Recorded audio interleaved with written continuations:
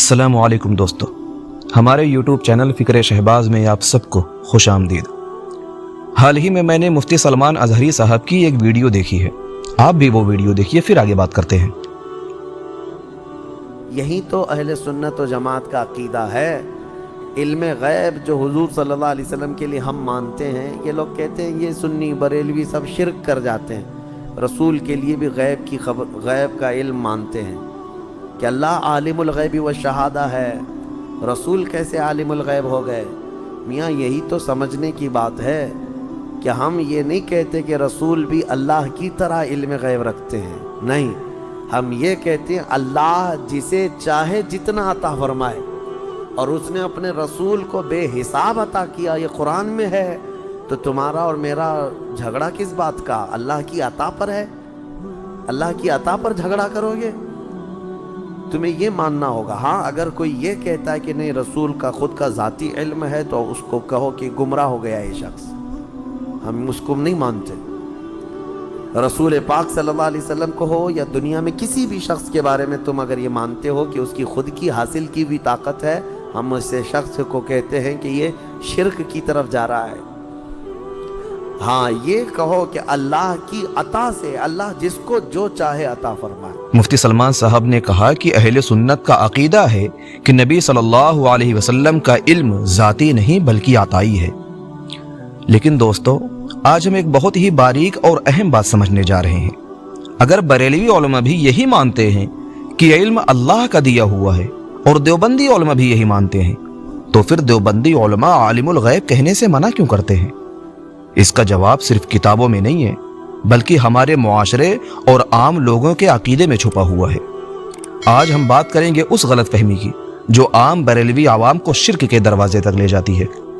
پہلے ایک بات کلیئر کر دیتے ہیں، مفتی سلمان ازہری اور بڑے بریلوی علماء اپنی کتابوں میں یہ لکھتے ہیں کہ نبی صلی اللہ علیہ وسلم عالم الغیب ہیں، مگر ان کا علم عطائی ہے، یعنی اللہ نے دیا ہے۔ وہ مانتے ہیں کہ اللہ کے بتائے بغیر نبی خود سے نہیں جانتے۔ سننے میں تو یہ بات بہت اچھی لگتی ہے، لیکن یہاں ایک بہت بڑا سوال ہے۔ دوستوں، کتابیں علماء پڑھتے ہیں، لیکن عوام صرف نعرے سنتی ہے اور ٹائٹلز دیکھتی ہے۔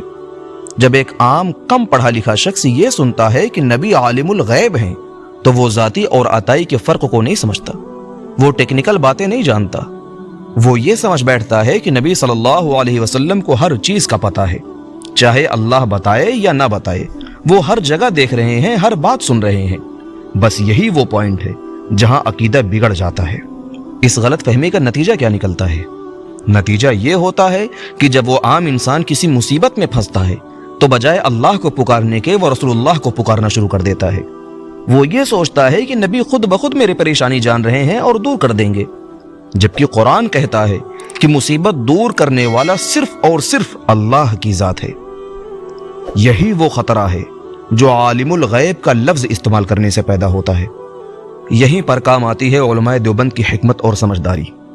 دیوبندی علماء نے دیکھا کہ جب ہم نبی کو عالم الغیب کہتے ہیں تو عوام اس کا غلط مطلب نکال لیتی ہے اور اللہ کی صفت نبی میں مان لیتی ہے۔ اسی لیے عوام کو شرک اور گمراہی سے بچانے کے لیے علماء دیوبند نے اس لفظ پر ہی روک لگا دی۔ انہوں نے کہا، دیکھو، عالم الغیب صرف اللہ ہے، نبی کو اللہ نے غیب کی خبریں دی ہیں، لیکن انہیں عالم الغیب مت کہو۔ اسے ایسے سمجھیں، اگر کسی روڈ پر آگے گڈھا ہو تو سمجھدار لوگ روڈ کے شروع میں ہی بیریئر لگا دیتے ہیں تاکہ کوئی غلطی سے بھی گڈھے میں نہ گر جائے۔ علماء دیوبند نے بھی یہی کیا۔ انہوں نے دیکھا کہ عالم الغیب کا لفظ عام لوگوں کو شرک کے گڑھے میں گرا رہا ہے، لوگ اللہ کو چھوڑ کر غیر اللہ سے مانگنے لگے ہیں، اس لیے انہوں نے اس لفظ کے استعمال پر ہی ریڈ سگنل لگا دیا۔ تو ہمارے مفتی سلمان ازہری صاحب اور ہمارے بریلوی بھائی، بات یہ ہے، آپ کے علماء شاید صحیح عقیدہ رکھتے ہوں گے اس معاملے میں، علم عطائی ہے، لیکن آپ کی عوام اس لیول پر نہیں ہے۔ وہ بیچارے جذبات میں آ کر نبی صلی اللہ علیہ وسلم کو وہ درجہ دے دیتے ہیں جو صرف اللہ کا ہے۔ علماء دیوبند کا مقصد نبی صلی اللہ علیہ وسلم کے علم کو کم کرنا ہرگز نہیں ہے، ان کا مقصد صرف اور صرف عوام کے ایمان کی حفاظت کرنا ہے۔ وہ چاہتے ہیں کہ بندہ صرف اللہ سے مانگے، اور نبی صلی اللہ علیہ وسلم کو اللہ کا سب سے محبوب اور سب سے زیادہ علم والا رسول مانے۔ مگر خدا نہ مانے۔